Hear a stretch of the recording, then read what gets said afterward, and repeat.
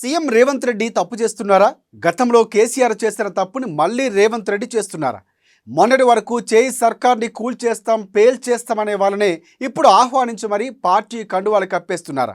ఎవరు చేసిన కర్మ వారు అనుభవించక తప్పదు. అధికారం ఉంది కదా, రాష్ట్రంలో అడ్డు ఎవరు అనే అహంకారంతో సాగే వాళ్లకు కాలమే సమాధానం చెబుతోంది. ఇప్పుడు ఇదే పరిస్థితిని సీఎం రేవంత్ రెడ్డి ఫాలో అవుతున్నారు. అయితే గతంలో కేసీఆర్ చేసిన తప్పును రేవంత్ రెడ్డి చేస్తున్నారని విశ్లేషకులు చెబుతున్నారు.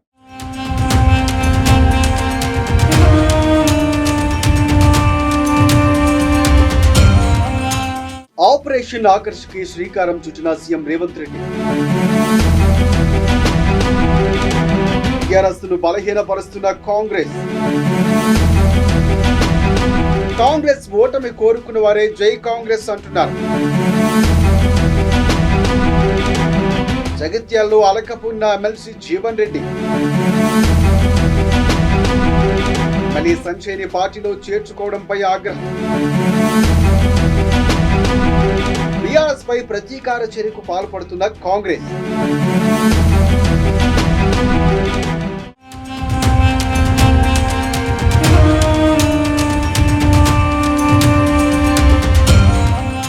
తెలంగాణలో బొటాబొటీ మెజార్టీతో అధికారంలోకి వచ్చిన కాంగ్రెస్ పార్టీ స్థిరంగా ఉండేందుకు చేరికలు ప్రోత్సహిస్తోంది.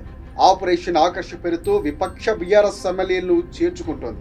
దీంతో తాము బలపడతామని, ప్రతిపక్షం బీఆర్ఎస్ను బలహీనపరుస్తున్నామని హస్తం నేతలు భావిస్తున్నారు. కానీ ఈ విషయంలో గతంలో కేసీఆర్ చేసిన తప్పే ఇప్పుడు సీఎం రేవంత్ రెడ్డి చేస్తున్నారన్న అభిప్రాయం వ్యక్తమవుతుంది. ఇబ్బందులు కోరి తెచ్చుకుంటున్నామని మరిచిపోతున్నారని హెచ్చరిస్తున్నారు రాజకీయ విశ్లేషకులు.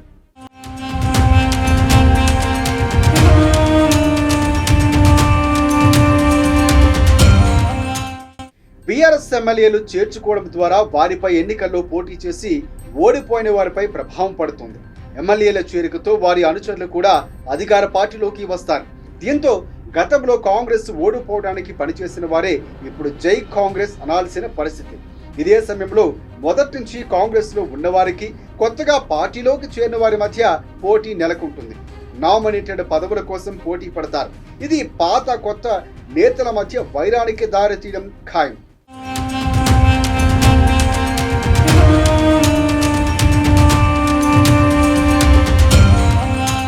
మరోవైపు కాంగ్రెస్ పార్టీ సీనియర్ నేత ఎమ్మెల్సీ జీవన్ రెడ్డి అలకబూనారు.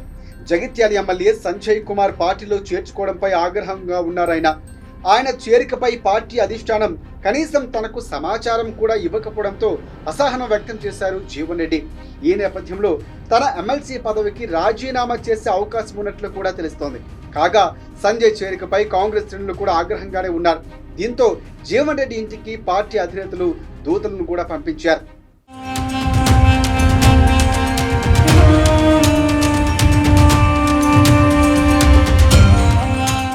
అధికారి పార్టీలో చేర్చుకున్న వారు ఇద్దరు నైతికతకు తిరోధకాలు ఇచ్చేస్తున్నారు.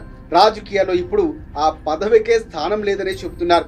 ఈ నేపథ్యంలో కొత్తగా చేరిన వారితో ప్రభుత్వం స్థిరపడొచ్చు, కానీ పార్టీ పరంగా మాత్రం ఇబ్బందులు తప్పవు. ప్రభుత్వం ఏర్పడిన మొదట్లో ప్రభుత్వం పడిపోతుంది. కూడుస్తామన్న నేతలు కూడా ఇప్పుడు అధికార పార్టీలో చేరుతున్నారు. కేసీఆర్, కేటీఆర్, హరీష్ రావుడు తప్ప బీఆర్ఎస్ లో ఎవ్వరూ మిగలరని కాంగ్రెస్ పార్టీ నేతలు కూడా గొప్పగానే చెప్పుకుంటున్నారు.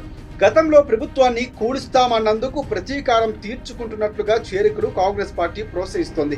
కానీ కేసీఆర్ అనుచరులను చేర్చుకోవడం ద్వారా ముప్పు తెచ్చుకుంటున్నామన్న విషయం కూడా మర్చిపోతున్నారు.